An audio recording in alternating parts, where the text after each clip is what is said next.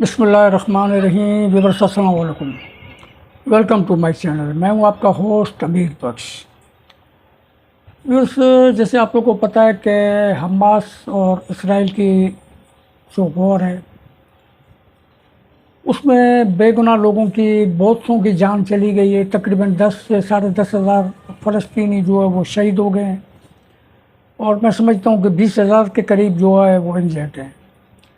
تو ان کا وہاں پر فیول بند ہے، پانی بند ہے، ان کا فوڈ وہ وغیرہ بند ہے، رفح کراسنگ وہ بھی سیف نہیں ہے۔ جب اسرائیل پرمیشن دیتا ہے تو 8-10 ٹرک وہاں پر چلے جاتے ہیں، تو آپ اندازہ لگائیں کہ 23 لاکھ لوگ ہیں اور 8-10 ٹرک ہیں، تو یہ اونٹ کے منہ میں زیرے کے برابر بھی نہیں ہے۔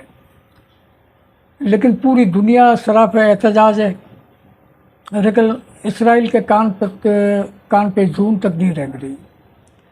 تو وہ بالکل ہر درمی میں اتر آیا ہے، اور میں اپریشیٹ کرتا ہوں ان جوس لوگوں کو بھی جو اسرائیلی ہیں، یہودی ہیں، لیکن وہ بھی مظاہروں کے اندر پیش ہیں۔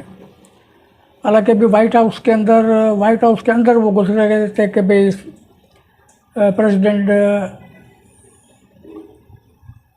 جو ہیں امریکہ کے، ان کو انہوں نے ریکویسٹ کی ہے کہ بھئی آپ کسی طریقے سے، کیونکہ جنگ اگر رکوا سکتا ہے تو صرف امریکہ ہی رکوا سکتا ہے، جو بائیڈن جو وہاں کے پریزیڈنٹ ہیں۔ لیکن اب مسئلہ یہ کہ ہر کسی کے اپنے ہت ہیں، ہر کسی کے اپنی انٹرسٹ ہے، لیکن اس انٹرسٹ کے اندر بے گناہ لوگ مارے جا رہے ہیں۔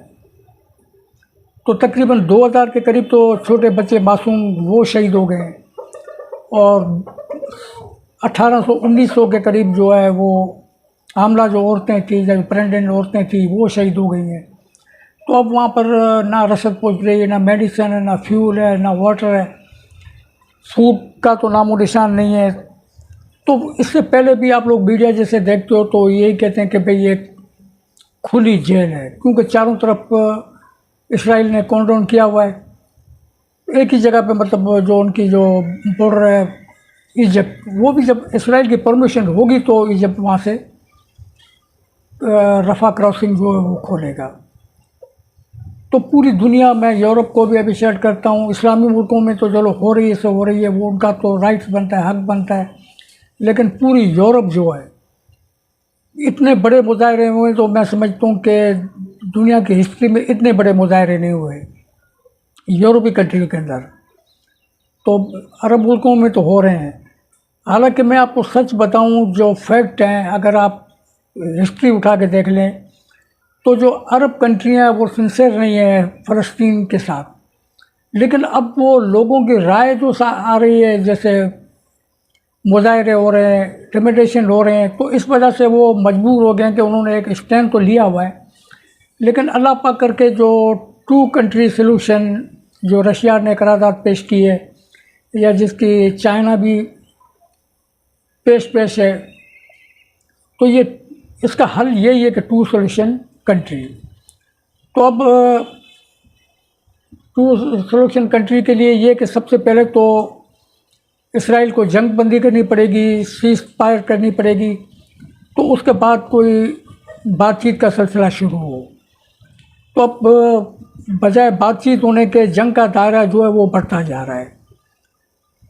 تو آئے ہم سب مل کے، کسی مذہب، کسی ریلیجن سے ہم تعلق رکھتے ہیں، بیٹھ کے ہم اللہ پاک سے ہاتھ اٹھائیں، پاک پروردگار کر کے کسی طریقے سے بھی یہ جنگ جو ہے وہ رک جائے۔